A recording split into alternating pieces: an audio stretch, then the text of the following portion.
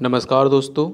आज के इस वीडियो लेक्चर में हम संसद जिसका एक भाग है लोकसभा, इसका अध्ययन करेंगे और साथ ही देखेंगे इस टॉपिक से किस तरह के एमसीक्यू फ्रेम किए गए हैं अलग अलग एग्ज़ाम्स में, चाहे वो स्टेट पीएससी हो या यूपीएससी।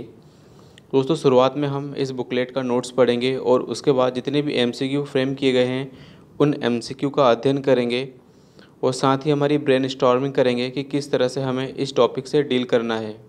तो चलिए दोस्तों, शुरुआत करते हैं नोट्स पढ़ने से। संसद क्या है दोस्तों? संघीय सरकार का विधायी अंग है। दोस्तों, विधायी अंग होने का आशय यह है कि जब भी कोई कानून बनाया जाएगा तो कानून बनाने की शुरुआत कहाँ होगी दोस्तों? संसद में।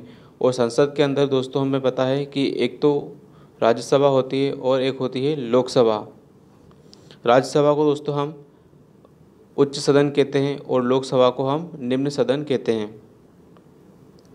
केंद्र स्तर पर विधि निर्माण का काम दोस्तों क्या है? संसद के द्वारा किया जाता है और वहीं राज्य स्तर पर राज्य विधानमंडल के द्वारा। संविधान के भाग 5 अध्याय 2 के अंतर्गत दोस्तों आर्टिकल 79 से लेकर आर्टिकल 122 तक संविधान में संसद से संबंधित प्रावधान है।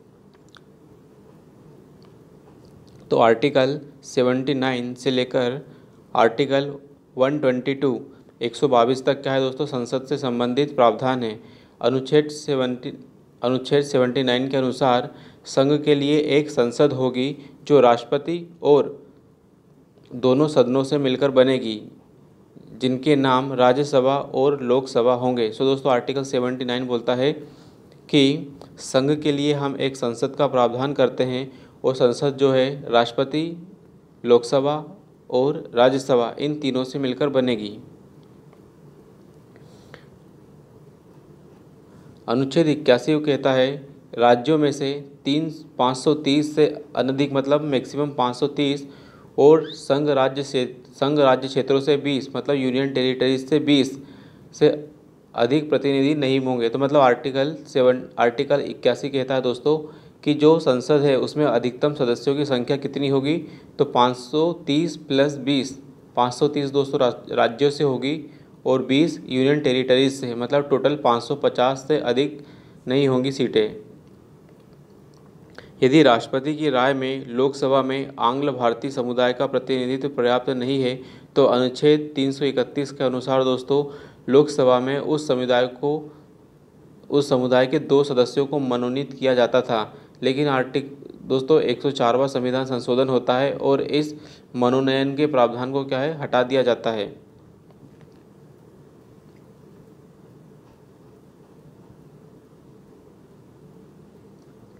लोकसभा में राज्यों को जनसंख्या के आधार पर सीटें आवंटित की गई है। दोस्तों लोकसभा में क्या है?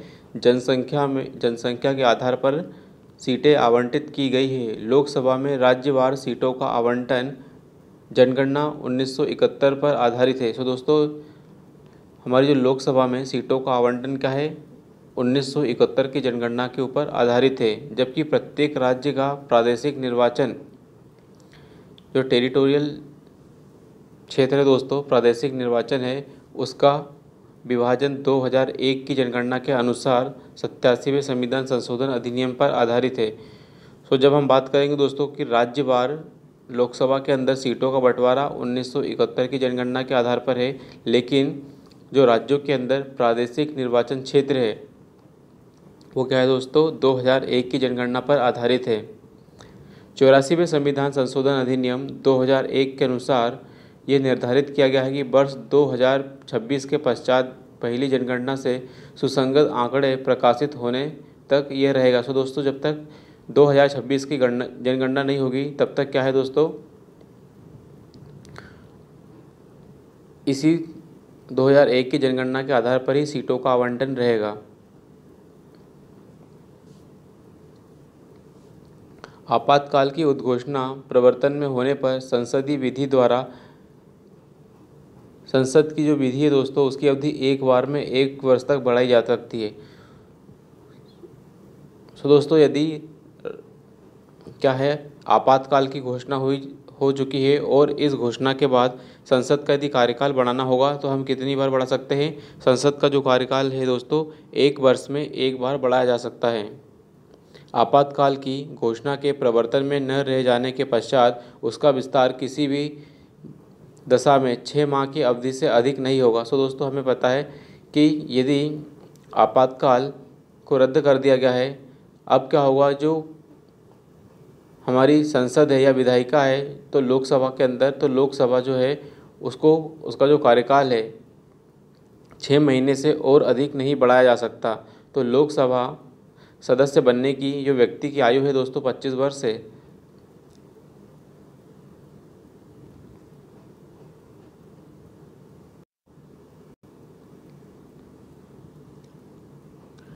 सो दोस्तों क्या है, लोकसभा का सदस्य बनने के लिए जो व्यक्ति की आयु होना चाहिए कम से कम 25 वर्ष होना चाहिए। लोकसभा का जो स्थगन है क्या है, अध्यक्ष करता है। तो दोस्तों लोकसभा का जो स्थगन है कुछ समय के लिए स्थगित करने का काम क्या है, लोकसभा के जो अध्यक्ष हैं, स्पीकर हैं, वह करेंगे, लेकिन सत्रावसान और विघटन राष्ट्रपति के द्वारा किया जाता है। आर्टिकल 93 के अनुसार लोकसभा के सभी सदस्यों के द्वारा अध्यक्ष और उपाध्यक्ष का चुनाव लोकसभा के सदस्यों में से ही किया जाएगा। तो दोस्तों आर्टिकल 93 कहता है कि जो लोकसभा के सभी सदस्यों के द्वारा अध्यक्ष और उपाध्यक्ष का चुनाव लोकसभा के सदस्यों से ही किया जाएगा। अनुच्छेद 94 ख के अनुसार लोकसभा का अध्यक्ष अपना त्यागपत्र उपाध्यक्ष को और उपाध्यक्ष अपना त्यागपत्र क्या है दोस्तों, अध्यक्ष को देगा। तो जैसे हम राष्ट्रपति और उपराष्ट्रपति के संदर्भ में देखते हैं, उसी प्रकार का व्यवस्था हमें यहाँ देखने को मिलती है कि हमारा जो चेयरमैन और वाइस चेयरमैन एक दूसरे को अपना त्यागपत्र देने का काम करते हैं।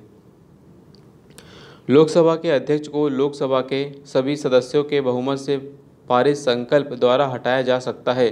तो यदि लोकसभा के अध्यक्ष को दोस्तों हटाना है तो लोकसभा के सभी सदस्यों के बहुमत से पारित संकल्प के द्वारा हटाया जा सकता है। तो दोस्तों हमें यहाँ पर प्रीलिम्स फैक्ट याद रखना होगा कि यहाँ पर सिर्फ हम लोकसभा के सदस्यों को हटाना होगा, तो लोकसभा के अंदर ही बहुमत से पारित संकल्प द्वारा हटाया जा सकता है। राज्यसभा का रोल हम नहीं देखते। अनुच्छेद 96 के अंतर्गत जब अध्यक्ष या उपाध्यक्ष को पद से हटाने का कोई संकल्प विचाराधीन हो तब वे सदन में उपस्थित रहते हुए भी पीठासीन नहीं होंगे। तो दोस्तों इसमें कहा गया है कि यदि किसी व्यक्ति के विरुद्ध हमारा कोई भी चेयरमैन है, यदि उसके विरुद्ध कोई संकल्प विचाराधीन है तब वे सदन में उपस्थित तो रहेंगे लेकिन पीठासीन नहीं होंगे, मतलब अपनी कुर्सी पर नहीं बैठेंगे, तथा अध्यक्ष अपने पद से हटाए जाने के संकल्प पर मत देने का हकदार होगा, किंतु मत बराबर की स्थिति में निर्णायक मत नहीं देगा। तो दोस्तों यहीं पर हमारे पास प्रीलिम्स केस आ जाता है कि जब हमारा जो चेयरमैन है उसको हटाने के लिए प्रस्ताव जब पारित किया जाएगा तो जब वोटिंग होगी तो वोटिंग में पार्टिसिपेट करेगा, लेकिन यदि वोटिंग बराबर हो जाएगी तो उसके अंदर जो निर्णायक मत दिया जाता है उस निर्णायक मत देने का अधिकार हमारे चेयरमैन के पास नहीं होगा। मतलब अध्यक्ष क्या है, वोटिंग कर सकता है, लेकिन वोटिंग में क्या होता है, मत बराबरी की स्थिति में निर्णायक मत नहीं दे सकता।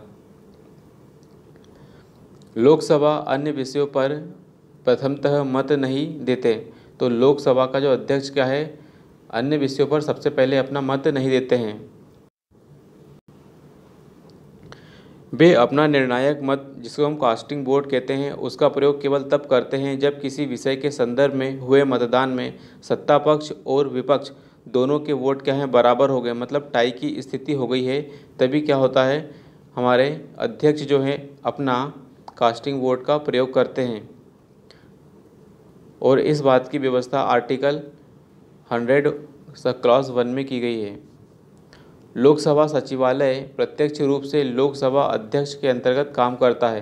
तो दोस्तों लोकसभा का जो सचिवालय है क्या है, प्रत्यक्ष रूप से लोकसभा के अध्यक्ष के अंतर्गत काम करता है। प्रोटेम स्पीकर की बात करें तो प्रोटेम स्पीकर आम चुनाव के बाद नवनिर्वाचित लोकसभा सदस्यों को शपथ दिलाते हैं। तो दोस्तों प्रोटेम स्पीकर क्या होता है कि जब भी कोई नई लोकसभा निर्वाचित हो गई है तो उस नई निर्वाचित लोकसभा के जो भी सदस्य हैं उनको शपथ दिलाने का काम करते हैं। यह है प्रोटेम स्पीकर का काम।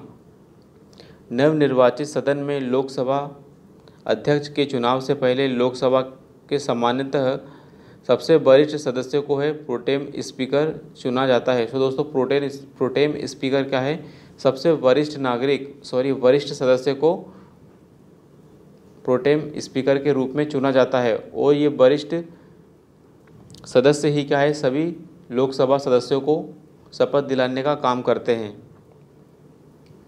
आर्टिकल 85(1) के अनुसार लोकसभा के एक सत्र की अंतिम बैठक और आगामी बैठक की प्रथम बैठक के बीच 6 माह से अधिक का गैप नहीं होना चाहिए। सो दोस्तों इसके अंदर बताया गया है कि हमारी जो भी लोकसभा है उसकी बैठकों के अंदर पहली बैठक और दूसरी बैठक के अंदर 6 महीने से ज़्यादा का गैप नहीं होना चाहिए। इस प्रकार लोकसभा के कम से कम वर्ष में 2 सत्र बुलाए जाने आवश्यक है। सो दोस्तों इस पर ऑलरेडी एमसीक्यू फ्रेम किया जा चुका है अलग अलग आयोग के द्वारा कि अधिकतम कितनी बार बैठेगी, तो कम से कम कितनी बार लोकसभा की बैठकें होंगी, तो कम से कम क्या है 2 बार तो होना जरूरी है। आर्टिकल 100 सब क्लॉज 3 में कहा गया है कि लोकसभा या राज्यसभा का कोरम या गणपूर्ति, जिसको हम कहते हैं कोरम, कुल सदस्यों का 1/10 होता है। तो आर्टिकल 100 में कहा गया है दोस्तों कि लोकसभा हो चाहे राज्यसभा हो, कोरम के अंदर क्या है, कुल सदस्य संख्या का हम 1/10 भाग लेंगे। मुख्य विपक्षी दल की मान्यता हेतु यह भी सदस्य संख्या आवश्यक है। तो दोस्तों क्या है कि विपक्षी दल का नेता है उसकी मान्यता के लिए भी हम क्या लेंगे, 1/10 लेंगे। उत्तर प्रदेश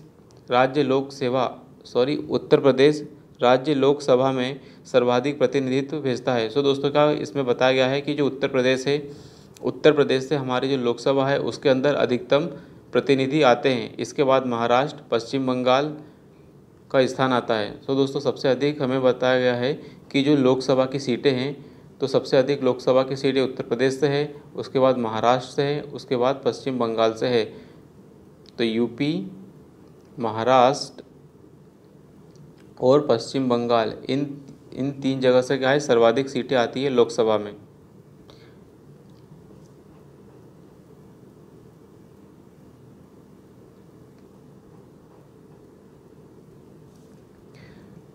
पंद्रह मई 1952 को गणेश वासुदेव मावलंकर को लोकसभा के प्रथम अध्यक्ष बने। तो जीवी मावलंकर क्या है दोस्तों, लोकसभा के प्रथम अध्यक्ष बने 15 मई 1952 को।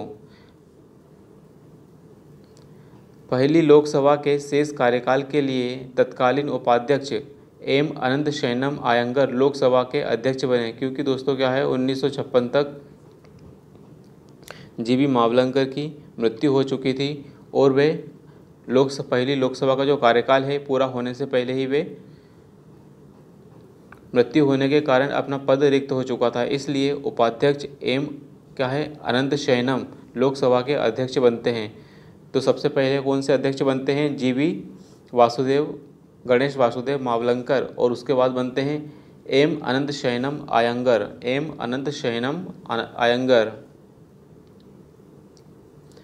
1954 में जेवी कृपलानी सहित विपक्ष के 21 सांसदों के द्वारा लोकसभा के प्रथम अध्यक्ष जीवी मावलंकर के विरुद्ध अविश्वास प्रस्ताव भी लाया गया था, जिसे लोकसभा के द्वारा अस्वीकृत कर दिया गया। सो दोस्तों जेवी कृपलानी के साथ अन्य विपक्षी सांसद जो कि 21 थे उनके द्वारा लोकसभा में प्रथम अध्यक्ष हमारे जीवी मावलंकर के विरुद्ध अविश्वास प्रस्ताव लाया गया, जिसे क्या है अस्वीकृत कर दिया गया। लोकसभा की प्रथम महिला अध्यक्ष मीरा कुमार है। सो लोकसभा की प्रथम महिला अध्यक्ष क्या है दोस्तों, मीरा कुमार है 2009 से लेकर 2014 तक। और वर्तमान में अध्यक्ष है ओम बिरला, जो कि अब चेंज हो गए हैं। सो ये थे दोस्तों कुछ नोट्स के प्रमुख बिंदु जो कि लोकसभा से संबंधित है। अब पूरी लोकसभा का हम एमसीक्यू के माध्यम से रिवीजन करेंगे और एक्सप्लेनेशन पढ़कर दोस्तों हम हमारे रिवीजन को और ज़्यादा स्ट्रॉन्ग करेंगे।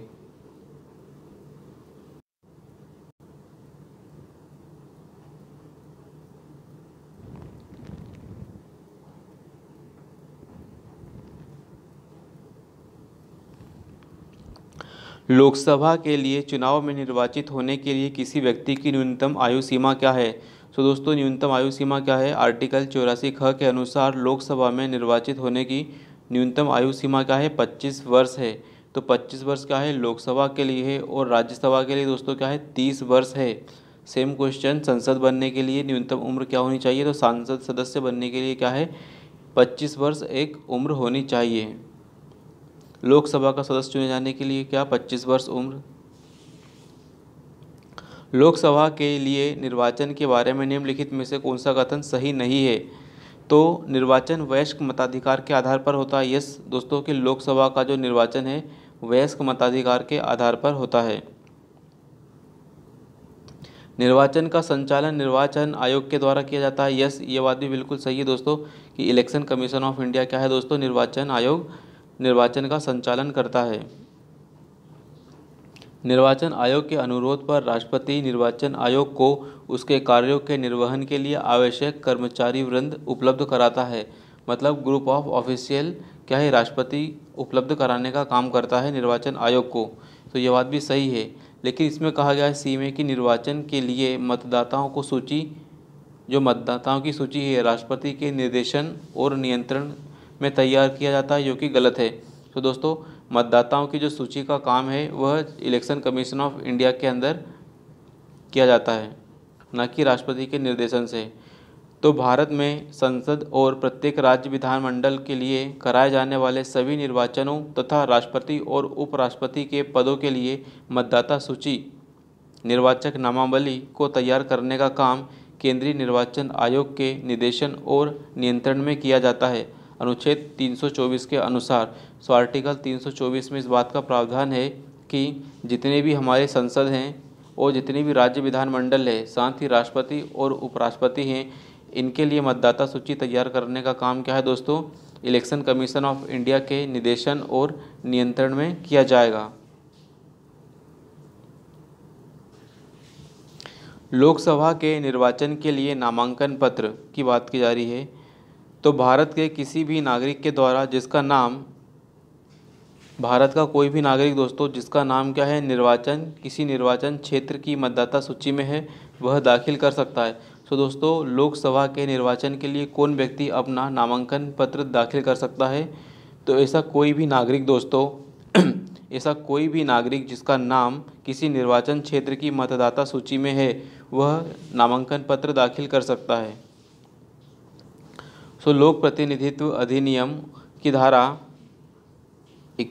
1951 की धारा 4 के अनुसार लोकसभा सदस्य के निर्वाचन के लिए किसी भी सामान्य सीट, कोई भी सामान्य सीट सिक्किम के अतिरिक्त सामान्य सीट से नामांकन दाखिल करने के लिए उसे क्या है? नागरिक को किसी भी राज्य का या यूनियन टेरिटरीज़ का किसी निर्वाचन क्षेत्र में पंजीकृत मतदाता होना चाहिए।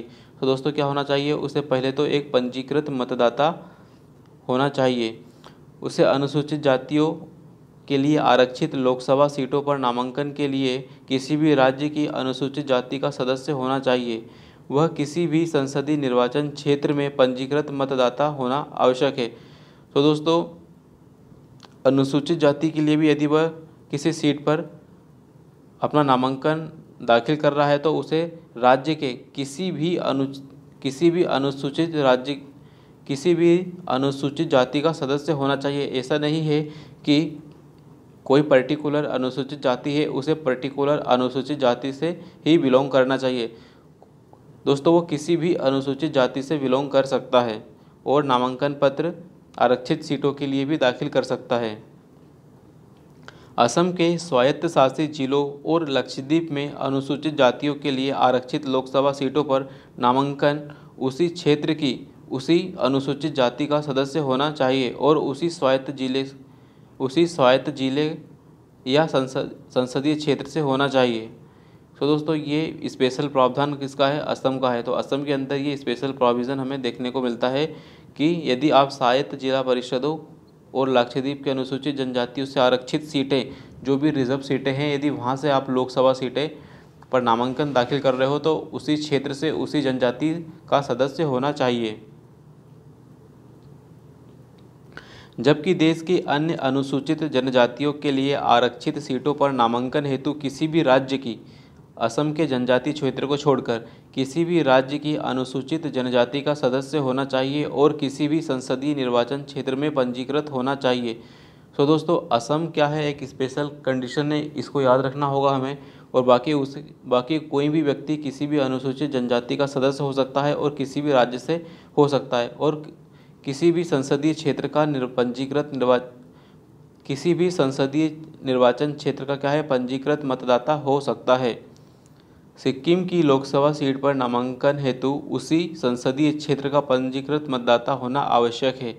तो सिक्किम के केस में क्या है दोस्तों कि उसी संसदीय क्षेत्र का पंजीकृत मतदाता होना अनिवार्य है। वर्ष 2003 में सरकार के द्वारा राज्यसभा के निर्वाचन के लिए उसी राज्य में पंजीकृत मतदाता होने की जो बाध्यता थी, अब समाप्त कर दी है।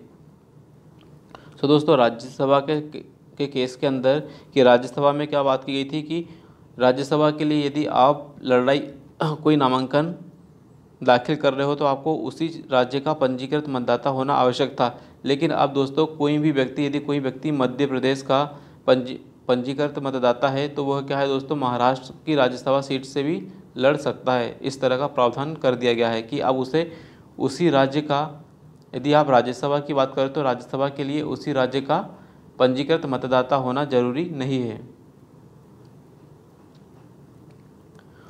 लोकसभा में राज्यों को किस आधार पर सीटें आवंटित की गई हैं? तो लोकसभा में दोस्तों जनसंख्या के आधार पर क्या है, सीटें आवंटित की गई हैं।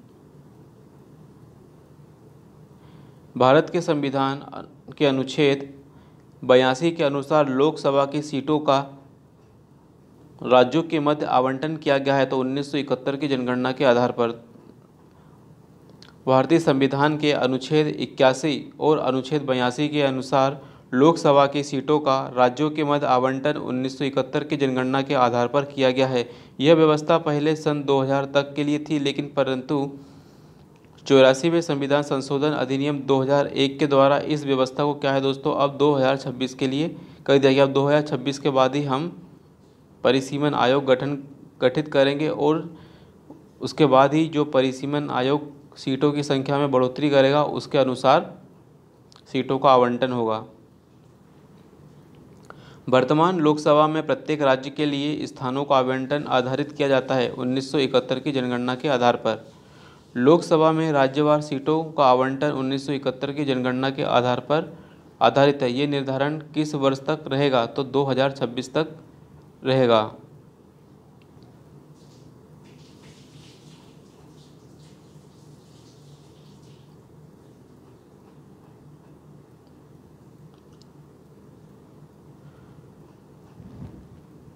चौरासीवें संविधान संशोधन के द्वारा लोकसभा की कुल सदस्य सीटों की संख्या का निर्धारण 1971 की जनगणना के आधार पर कर दिया गया है। ये तब तक बदली नहीं जाएगी जब तक कि एक वर्ष विशेष के बाद पहली जनगणना नहीं होगी। और ये वर्ष कौन सा है? सन 2026। भारत के संविधान में निर्धारित की गई लोकसभा सदस्यों की अधिकतम संख्या कितनी होगी? 550। शॉर्ट दोस्तों क्या है इसका आंसर है डी, क्योंकि दोस्तों 550 किसी भी विकल्प में नहीं दिया गया है।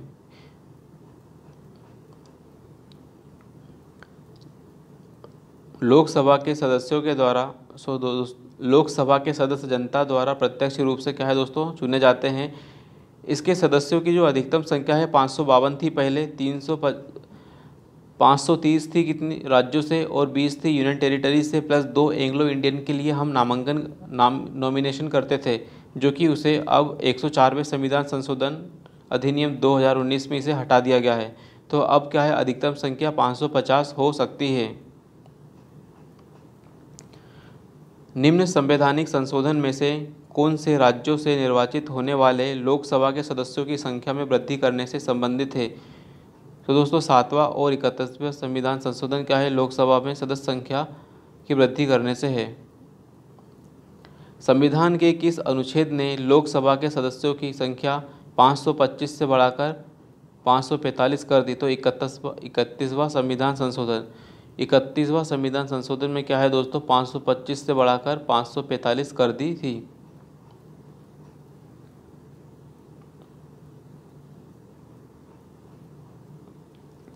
लोकसभा में सदस्यों की जो अधिकतम संख्या निर्धारित की गई है 550, तो 550 क्या है दोस्तों, लोकसभा में अधिकतम संख्या निर्धारित की गई है। लोकसभा की वर्तमान सदस्य संख्या क्या है, तो 543। 543 क्या है दोस्तों, लोकसभा की वर्तमान सदस्य संख्या है। मतलब प्रावधान दोस्तों क्या है, 550 का है, लेकिन अभी स्ट्रेंथ कितनी है जो इलेक्टेड रिप्रेजेंटेटिव हैं लोकसभा में, तो वो है 543।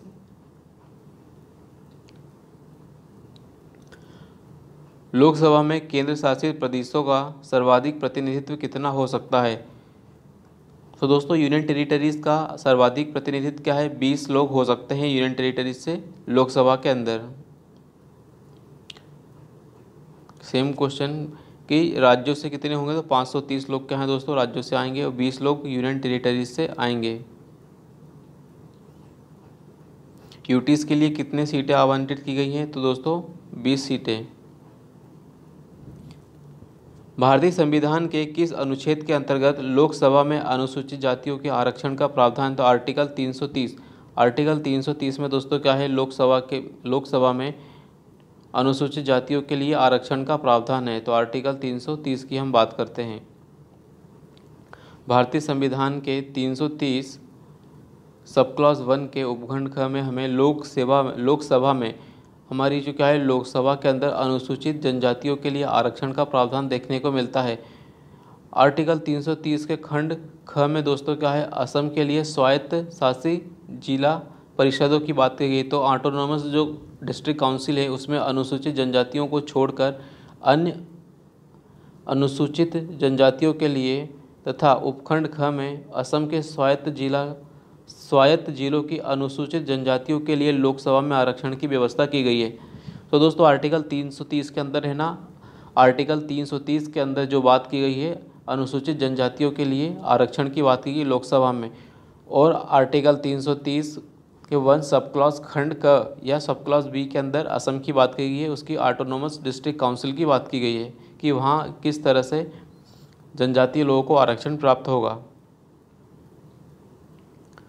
निम्नलिखित राज्यों में अनुसूचित जनजातियों के लिए लोकसभा में स्थान आरक्षित नहीं है। तो तमिलनाडु और केरल दोस्तों लोकसभा में वहाँ से क्या है, जनजातियों के लिए आरक्षण नहीं है।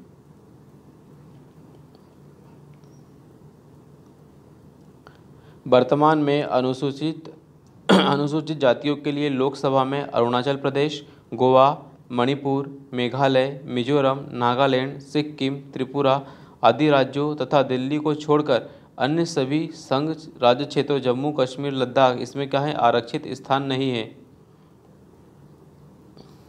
सो दोस्तों इतने प्रदेशों में क्या है, आरक्षित स्थान नहीं है, क्योंकि ये पहले से ही जनजातीय बहुल क्षेत्र हैं। किस राज्य की लोकसभा में अनुसूचित जाति तथा अनुसूचित जनजाति के लिए आरक्षण नहीं है, तो अरुणाचल प्रदेश और जम्मू कश्मीर। इसमें क्या है, एसटी एससीज के लिए आरक्षण की व्यवस्था नहीं है, लेकिन मेघालय में है। लोकसभा में अनुसूचित जाति के लिए आरक्षित स्थानों की संख्या कितनी है, तो लोकसभा में दोस्तों आरक्षित स्थानों की संख्या क्या है, 84 है।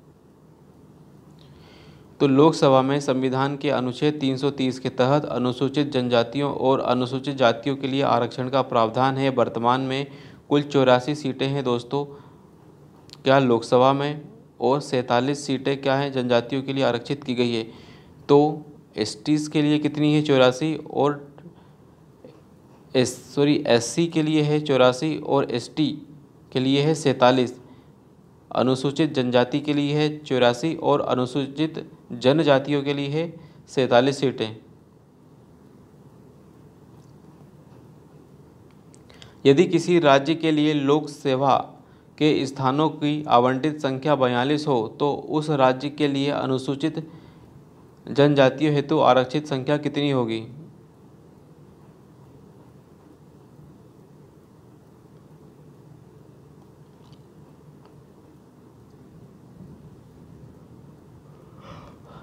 लोकसभा में अनुसूचित जनजातियों के लिए निम्न में से किस राज्य में सर्वाधिक सीटें हैं? तो दोस्तों उत्तर प्रदेश में क्या है, सबसे अधिक सीटें हैं। उसके बाद महाराष्ट्र और उसके बाद है पश्चिम बंगाल।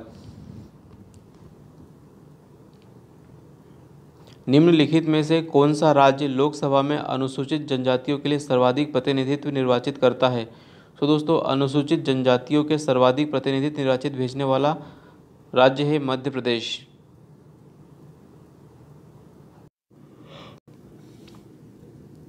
लोकसभा में आंग्ल भारतीय समुदाय से सदस्य मनोनीत करने की शक्ति किसके पास है? तो दोस्तों ये क्या है, अब क्वेश्चन मनोनीत करने का वाला प्रावधान हटा दिया गया है।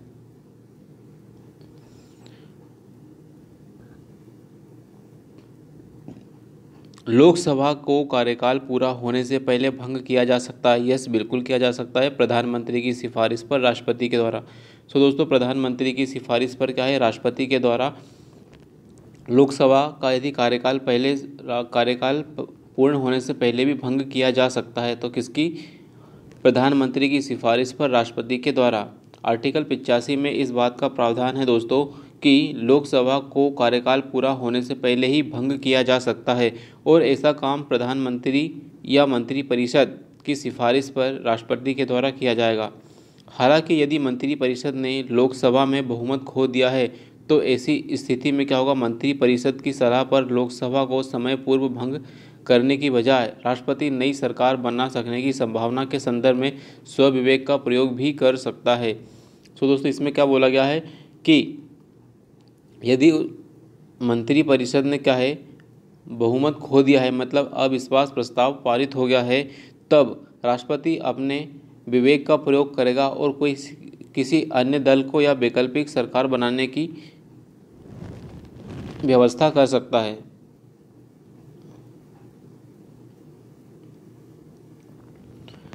लोकसभा को उसके कार्यकाल की समाप्ति से पहले ही भंग किया जा सकता है। तो क्या, राष्ट्रपति के द्वारा मंत्रिपरिषद की सलाह पर। तो राष्ट्रपति के द्वारा मंत्रिपरिषद की सलाह पर क्या है, भंग किया जा सकता है।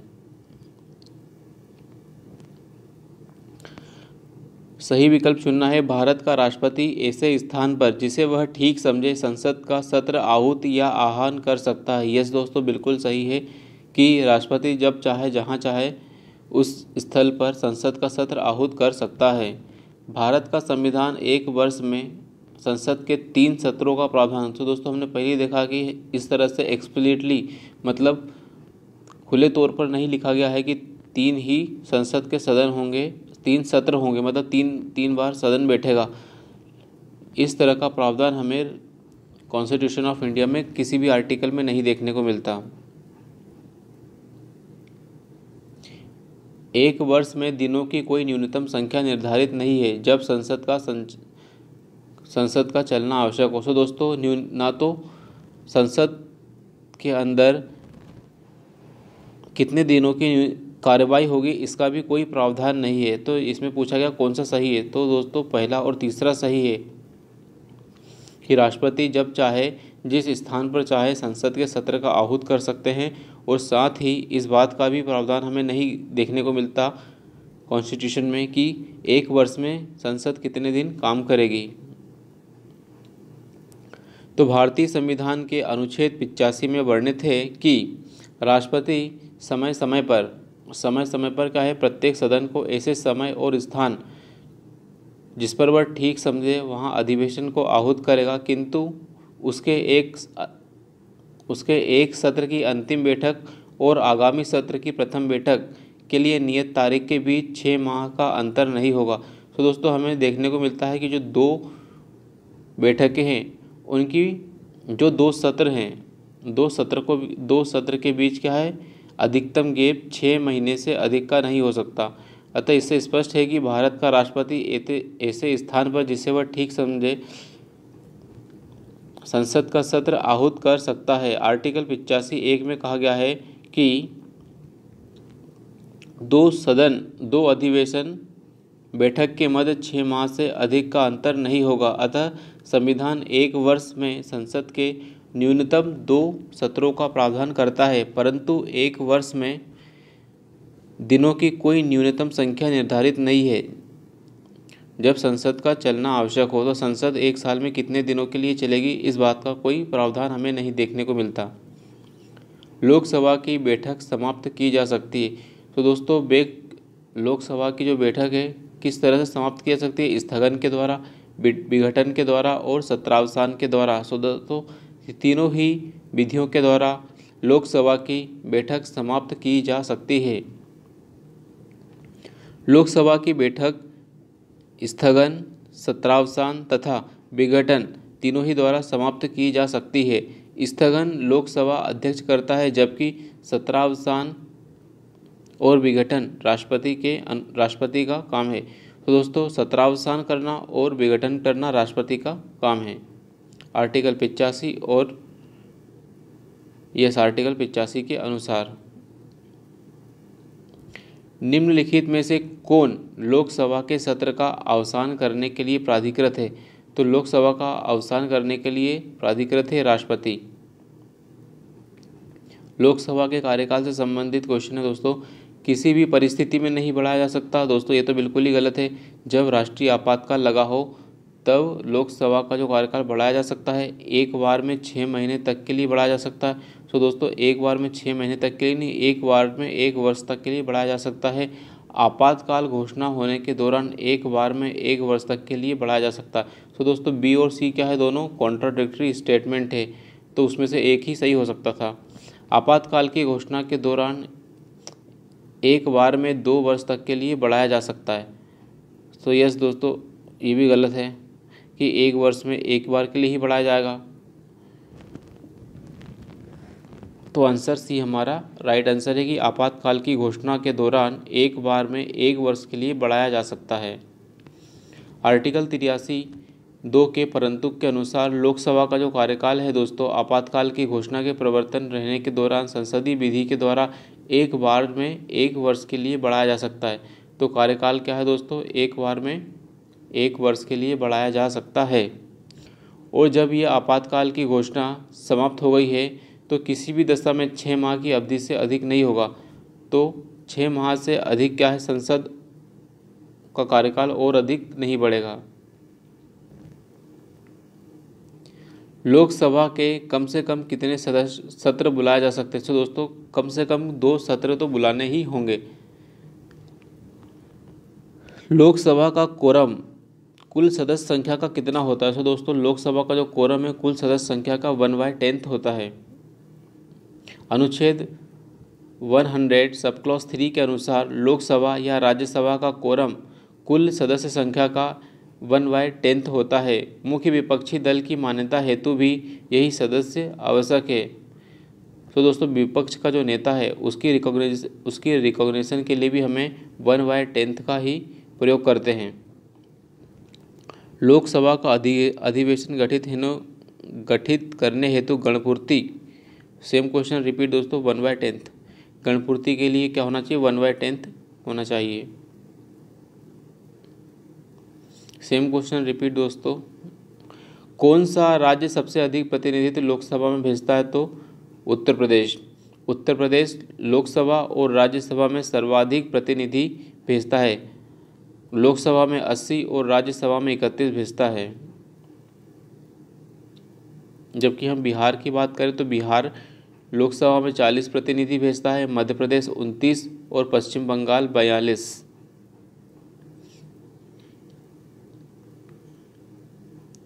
तो दोस्तों 3 राज्य सबसे अधिक भेजते हैं, उत्तर प्रदेश, महाराष्ट्र और पश्चिम बंगाल। भारत में किस राज्य का लोकसभा व राज्यसभा में सर्वाधिक प्रतिनिधित्व है। तो उत्तर प्रदेश का। जहां तक लोकसभा में प्रतिनिधित्व का प्रश्न है तो कौन से राज्य दूसरे तथा तीसरे दर्जे पर हैं। तो दूसरे पर महाराष्ट्र है और तीसरे पर पश्चिम बंगाल है। तो दोस्तों प्रश्न का इसके अंदर जो है ऑप्शन गलत है, क्योंकि हम देखेंगे कि जो प्रथम स्थान पर उत्तर प्रदेश है, द्वितीय स्थान पर महाराष्ट्र है और तीसरे स्थान पर पश्चिम बंगाल है। और बिहार में 40 सीटें हैं, तमिलनाडु में 39 है और मध्य प्रदेश में 29 सीटें हैं। उत्तर प्रदेश के बाद लोकसभा में सर्वाधिक स्थानों का आवंटन क्या है दोस्तों, किया गया है महाराष्ट्र में। लोकसभा के कितने स्थान राज्यसभा के लिए निर्धारित हैं, तो लोकसभा के लिए कितने स्थान राज्यसभा के लिए निर्धारित हैं, तो राज्यसभा के लिए 25 सीटें हमें निर्धारित की गई है। लोकसभा में बिहार को आवंटित स्थान निम्न में से किन राज्यों को आवंटित स्थानों का योग है। तो इस तरह क्वेश्चन दोस्तों एमपी स्टेट पीएससी में पूछे जाते हैं और इस तरह के क्वेश्चन को दोस्तों स्किप करना ही बेस्ट होता है। निम्नलिखित में से राज्यों के किस युग्म को लोकसभा के समान सीटें प्रदान है, तो निम्नलिखित में से राज्यों के किस युग्म को लोकसभा में समान सीटें प्राप्त हैं, तो पंजाब, असम, गुजरात, राजस्थान, मध्य प्रदेश, तमिलनाडु, आंध्र प्रदेश तथा पश्चिम बंगाल। सो दोस्तों पंजाब को 13 सीटें, असम को 14 सीटें, गुजरात को 26 और राजस्थान को 25 सीटें हैं। मध्य प्रदेश को कितनी है 29 सीटें और तमिलनाडु को 39 सीटें, आंध्र प्रदेश को 25 सीटें हैं, पश्चिम बंगाल को 42, छत्तीसगढ़ को 11 और महाराष्ट्र को 48 सीटें प्राप्त हैं। तो दोस्तों इस तरह से हम देखेंगे, ऑलरेडी इसके ऊपर स्टार लगा हुआ ये उत्तर के ऊपर।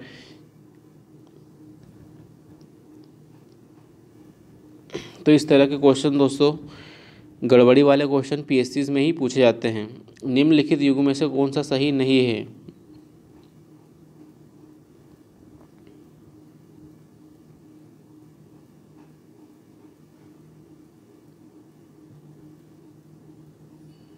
निम्नलिखित में से किस राज्य से लोकसभा के 2 सदस्य निर्वाचित किए जाते हैं, तो कौन से हैं त्रिपुरा से। त्रिपुरा राज्य से लोकसभा के 2 सदस्य क्या है निर्वाचित किए जाते हैं।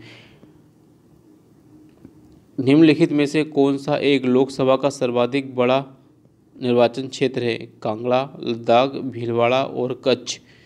तो दोस्तों कच्छ क्या है 2008 का क्वेश्चन है कि उस वक्त है ना लद्दाख सबसे बड़ा निर्वाचन क्षेत्र था, जो कि आज इररिलेवेंट है।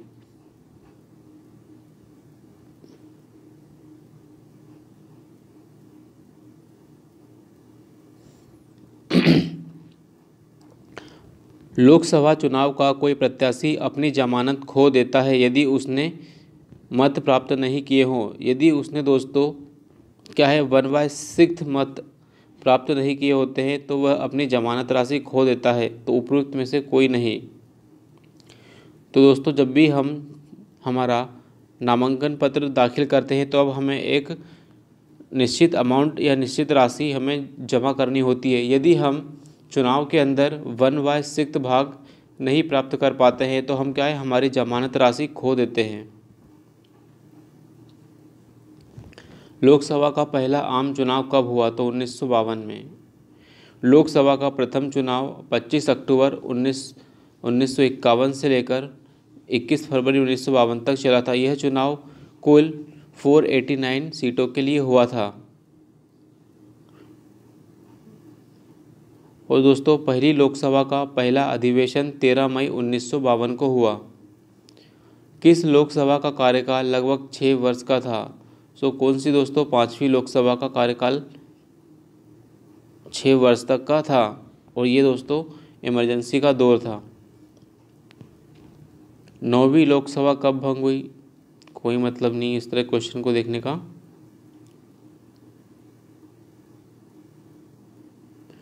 लोकसभा का नेता कौन होता है, सो दोस्तों लोकसभा का जो नेता है प्रधानमंत्री होता है, क्योंकि प्रधानमंत्री क्या है लोकसभा क्या है एक निर्वाचित प्रतिनिधियों का सदन है और इसकी जो नेतृत्व है प्रधानमंत्री के नेतृत्व में मंत्रिपरिषद करती है। आर्टिकल 75(1) के अनुसार राष्ट्रपति लोकसभा में बहुमत प्राप्त दल के नेता को प्रधानमंत्री के पद पर नियुक्त करेगा। किसी भी सदन का नेता उस सदन का सदस्य ही होता है। प्रधानमंत्री लोकसभा का सदस्य नहीं होता तो लोकसभा में सदन का नेता किसी वरिष्ठ मंत्री को बनाया जाता है जो कि लोकसभा का सदस्य हो।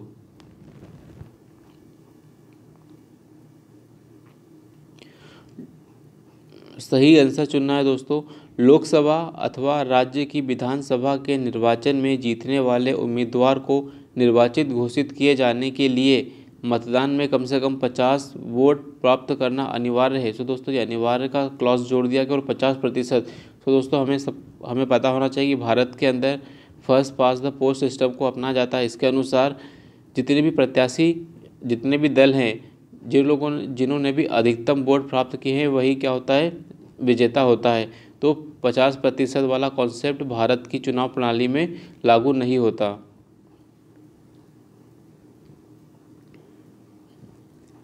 भारत के संविधान में अधिकथित उपबंधों के अनुसार लोकसभा में अध्यक्ष का पद बहुमत वाले दल को जाता है तथा उपाध्यक्ष का पद क्या है, विपक्ष को जाता है। तो दोस्तों संविधान में इस तरह के उपबंधों का प्रावधान है।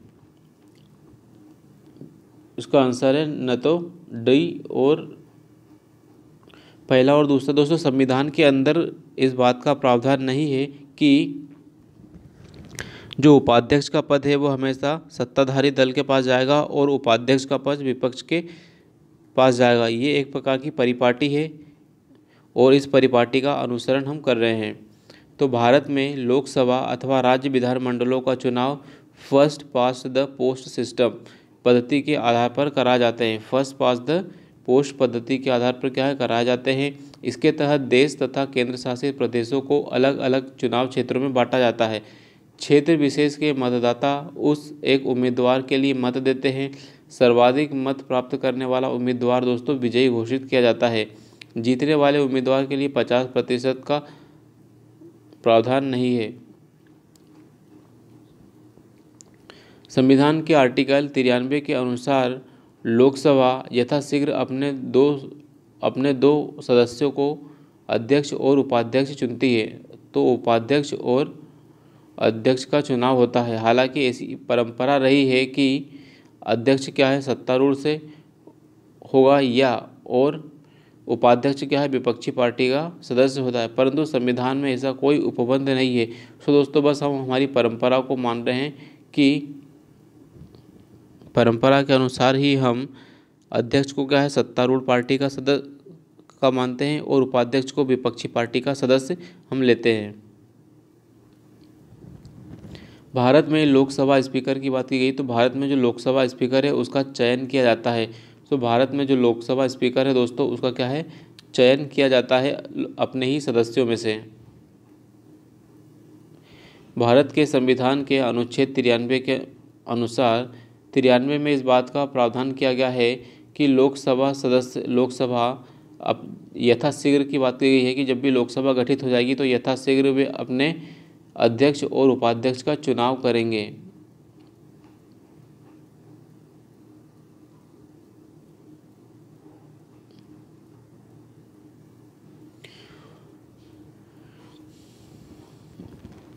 लोकसभा के स्पीकर का निर्वाचन की यदि बात करें तो लोकसभा का स्पीकर में क्या है, तो लोकसभा के सभी सदस्यों के द्वारा लोकसभा का जो स्पीकर है उसका निर्वाचन किया जाता है। तो लोकसभा के सभी सदस्यों के द्वारा क्या है, स्पीकर का निर्वाचन किया जाता है।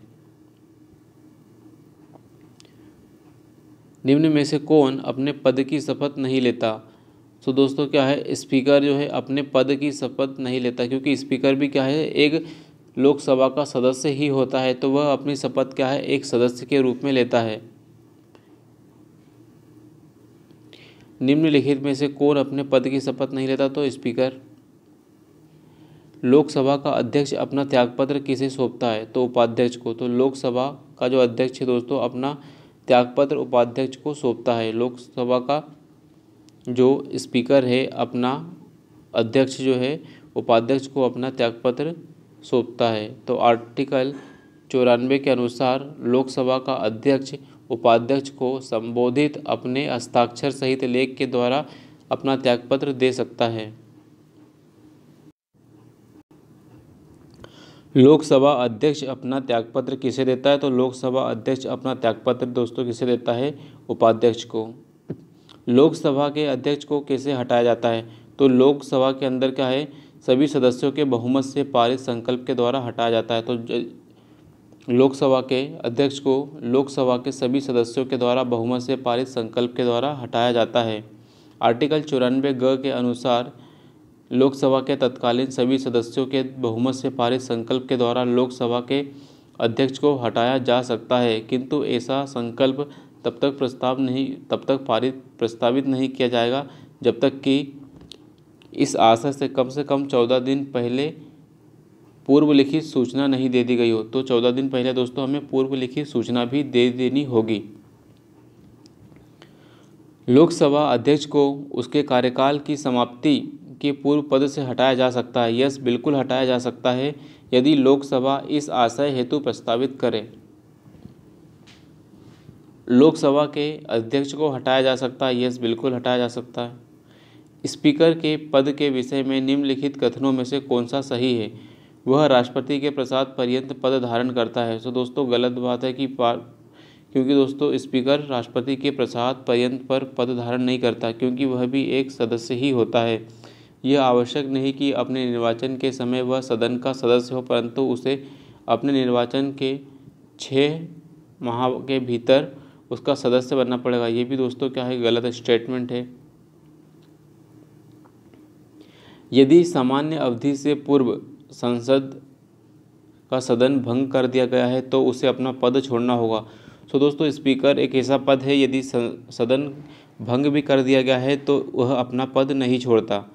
यदि वह त्यागपत्र देना चाहे तो उसे अपना त्यागपत्र उपाध्यक्ष को संबोधित करते हुए देना होगा। तो यस दोस्तों, ये बिल्कुल सही है।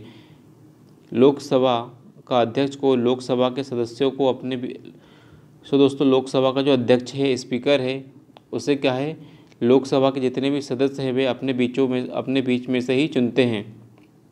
साथ ही लोकसभा के सदस्य ही प्रस्ताव को पारित करके हटा भी सकते हैं। आर्टिकल 94B में कहा गया है कि जब वह त्यागपत्र देता है तो वह अपने त्यागपत्र को लोकसभा के उपाध्यक्ष को संबोधित करते हुए देता है।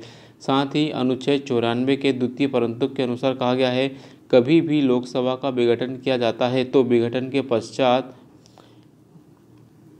लोकसभा के प्रथम अधिवेशन के ठीक पहले तक अध्यक्ष अपने पद को रिक्त नहीं करेगा।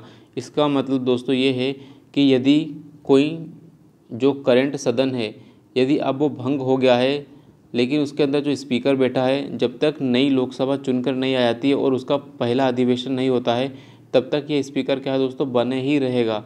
मतलब अपना पद त्याग नहीं करेगा, अपना जो पद है उसे रिक्त नहीं करेगा। लोकसभा के पद के विषय में निम्नलिखित कथनों पर विचार कीजिए। वह राष्ट्रपति के प्रसाद पर्यंत धारण करेगा। गलत, बिल्कुल नहीं। लोकसभा का जो अध्यक्ष है राष्ट्रपति के प्रसाद पर्यंत पद धारण नहीं करता है। यह आवश्यक नहीं कि अपने निर्वाचन के समय वह सदन का सदस्य हो, परंतु उसे 6 महीने के अंदर सदन सदस्य बनना पड़ेगा। ये बात भी गलत है। वह त्याग पत्र देना चाहे तो उसे अपना त्यागपत्र उपाध्यक्ष को संबोधित करते हुए देना होगा। सो यस दोस्तों, ये बिल्कुल सही है। सो दोस्तों क्वेश्चन ऐसा लग रहा है रिपीट हो गया है। सो ये 1993 का क्वेश्चन सेम बिल्कुल डिट्टो रिपीट हुआ है दोस्तों 2012 में। बिल्कुल किसी भी स्टेटमेंट के साथ छेड़छाड़ भी नहीं की गई दोस्तों कि किसी स्टेटमेंट को बिल्कुल बदल दिया गया हो। सेम टू सेम बिल्कुल डिट्टो रिपीट क्वेश्चन किया गया है। सो दोस्तों यही फ़ायदा होता है पुराने PYQ लगाने का। यदि PYQ हम लगा के चले जाते हैं तो हमारे लगभग 8 से 10 क्वेश्चन सही होने के चांसेस बढ़ जाते हैं। प्रोटेम स्पीकर का कर्तव्य होता है, जो प्रोटेम स्पीकर होता है दोस्तों, सदस्यों को शपथ दिलाने का काम करता है। तो दोस्तों जैसे इलेक्शन होता है और लोकसभा का सदन गठित होता है तो इसके अंदर जितने भी सदस्य होते हैं दोस्तों, उन सभी को शपथ दिलाने का काम क्या है, हमारा प्रोटेम स्पीकर करता है। तो सभी सदस्यों को शपथ दिलाने का काम प्रोटेम स्पीकर का होता है। नवनिर्वाचित सदन में दोस्तों, किसमें नवनिर्वाचित जो नया निर्वाचित सदन है उसमें लोकसभा अध्यक्ष के चुनाव से पूर्व, जब लोकसभा का अध्यक्ष है, लोकसभा का स्पीकर है, उसके चुनाव से पहले सदन के सामान्यतः वरिष्ठ सदस्य को क्या है, प्रोटेम स्पीकर के रूप में चुना जाता है। तो कौन सदन का सबसे वरिष्ठ सदस्य है उसे हम प्रोटेम स्पीकर के रूप में चुनते हैं, और यही व्यक्ति क्या है, नवनिर्वाचित सदस्यों को शपथ दिलाने का काम करता है।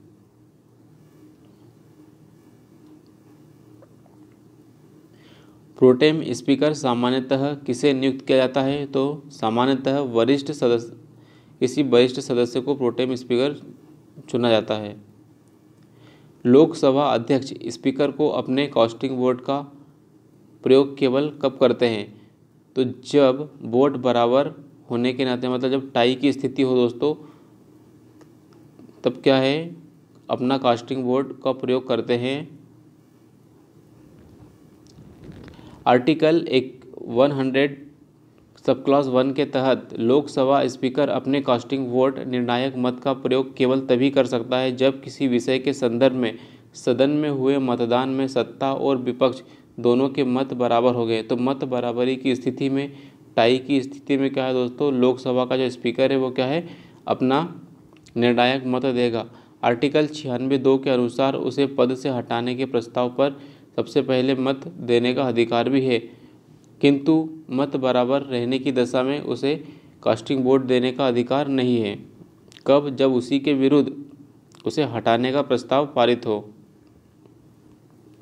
संविधान का निम्न अनुच्छेदों में से कौन एक उपबंधित करता है कि मत बराबर होने की दशा में लोकसभा के अध्यक्ष का मत निर्णायक होगा, तो आर्टिकल 100 कास्टिंग वोट की बात करता है। तो आर्टिकल 100 क्या है दोस्तों, कास्टिंग वोट की बात करता है। तो आर्टिकल 100 कास्टिंग वोट की बात करता है।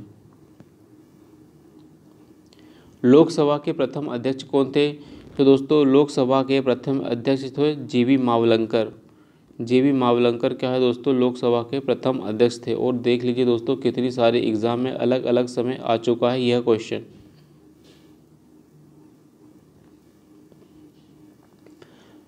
लोकसभा की गठन के पश्चात पहली बैठक 13 मई 1952 को हुई।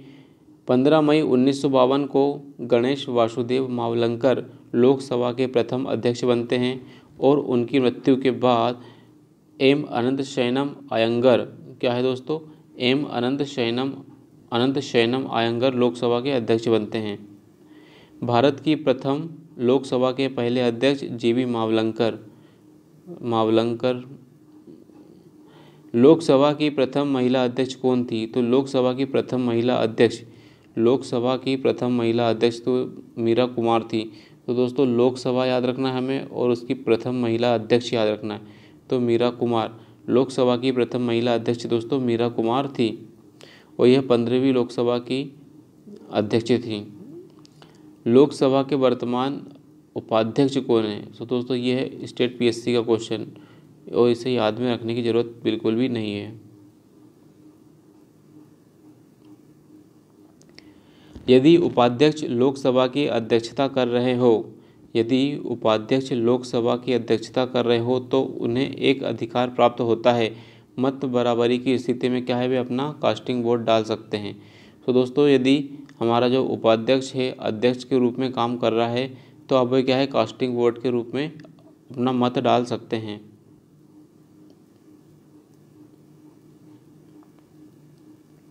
लोकसभा अध्यक्ष का पद रिक्त होने पर तथा सदन की बैठक में अध्यक्ष की अनुपस्थिति में उपाध्यक्ष क्या है, उपाध्यक्ष अध्यक्ष के तौर पर काम करता है।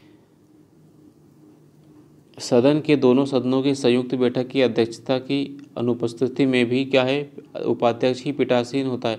तो दोस्तों इसमें कहा गया है कि जब ज्वाइंट सीटिंग हो रही है आर्टिकल 108 के अनुसार, तब भी क्या है दोस्तों, अध्यक्ष यदि नहीं है, उपस्थित नहीं है, तो उपाध्यक्ष ज्वाइंट सीटिंग का भी अध्यक्षता करेगा। अध्यक्ष की तरह ही उपाध्यक्ष भी जब पीठासीन होता है तो वह सबसे पहले मत नहीं देता, तो सबसे पहले मत देना का काम नहीं है, केवल मत बराबरी होने की स्थिति में ही मत दे सकता है।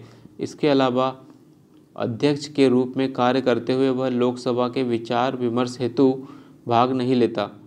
तो दोस्तों जब हमारा उपाध्यक्ष अध्यक्ष के रूप में काम कर रहा है, तब लोकसभा के विचार विमर्श में वह भाग नहीं लेता। जब अध्यक्ष पीठासीन होता है तो उपाध्यक्ष सदन के अन्य सदस्यों की तरह ही हो जाता, मतलब अपनी पुनः स्थिति में आ जाता है।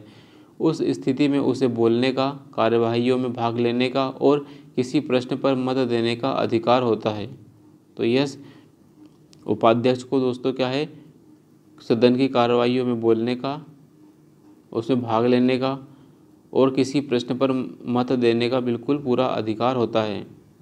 निम्नलिखित में से कौन प्रथम जनजातीय लोकसभा अध्यक्ष थे? तो सबसे पहले जनजातीय लोकसभा अध्यक्ष थे P.A. सांगमा। तो सबसे पहले जनजातीय लोकसभा अध्यक्ष थे P.A. सांगमा। P.A. सांगमा क्या है दोस्तों, प्रथम जनजातीय लोकसभा के अध्यक्ष थे। लोकसभा का सचिवालय किसके नियंत्रण में होता है? तो लोकसभा का जो सचिवालय सीधे तौर पर लोकसभा अध्यक्ष के नियंत्रण में होता है। तो लोकसभा सचिवालय क्या है, लोकसभा अध्यक्ष के निर्देशन और नियंत्रण में काम करता है। लोकसभा सचिवालय लोकसभा के अध्यक्ष के निर्देशन और नियंत्रण में कार्य करता है। उसे सचिवालय के कर्मचारियों पर, सदन के परिसर पर और संसद भवन संपदा पर सर्वोच्च अधिकार होता है। किसे? अध्यक्ष को। और अध्यक्ष के कर्मचारियों पर, सदन के परिसर पर और संसद भवन के संपदा पर वह अपने इस प्राधिकार का उपयोग करके लोकसभा के महासचिव की सहायता से करता है। और ऐसा काम दोस्तों क्या है, वह लोकसभा का जो महासचिव होता है उसकी सहायता से करता है। कौन? स्पीकर। लोकसभा सचिवालय प्रत्यक्ष रूप से किसकी देखरेख में काम करता है? तो यह जो है लोकसभा के अध्यक्ष के। तो जो लोकसभा सचिवालय है, अभी हमने पीछे पढ़ा कि लोकसभा सचिवालय प्रत्यक्ष रूप से लोकसभा अध्यक्ष के अधीन काम करता है। 15वीं लोकसभा में महिला सदस्यों की संख्या कितनी थी? तो 2013 क्वेश्चन है दोस्तों, अब इसको पढ़ने की जरूरत नहीं है। पहली लोकसभा में विपक्ष में सबसे बड़ा राजनीतिक दल स्वतंत्र पार्टी था। लोकसभा में नेता प्रतिपक्ष को सर्वप्रथम 1969 में मान्यता दी गई। लोकसभा में यदि दल के न्यूनतम 75 सदस्य न हो तो उसके नेता को प्रतिपक्ष के रूप में प्रतिपक्ष नेता मतलब लीडर ऑफ अपोजिशन की मान्यता नहीं मिलती। तो कौन सा सही है? तो दोस्तों पहली लोकसभा में विपक्ष में सबसे बड़ा दल कौन था? स्वतंत्र पार्टी थी, जो कि गलत है दोस्तों। स्वतंत्र पार्टी क्या है, पहली लोकसभा में सबसे बड़ा राजनीतिक दल नहीं थी विपक्ष में। तो पहला गलत है। तो एलिमिनेशन के थ्रू हम दोस्तों इसे और इसे ए और डी को हटा सकते हैं। तीसरा दोस्तों हमें पता है कि जो विपक्ष के नेता है उसके लिए हमें 1/10 प्राप्त करना होगा। तो ये 1/10 सदस्य होना चाहिए, जो कि 75 से कम है, 75 नहीं होंगे।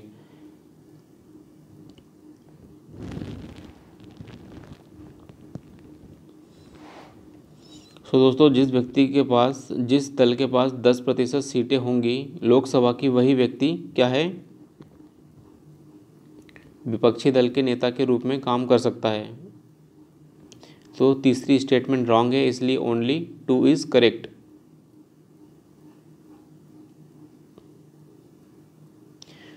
सो दोस्तों इस वीडियो लेक्चर में हमने देखा कि किस तरह से लोकसभा से क्वेश्चन पूछे गए हैं। अगले वीडियो में हम राज्यसभा पर चर्चा करेंगे।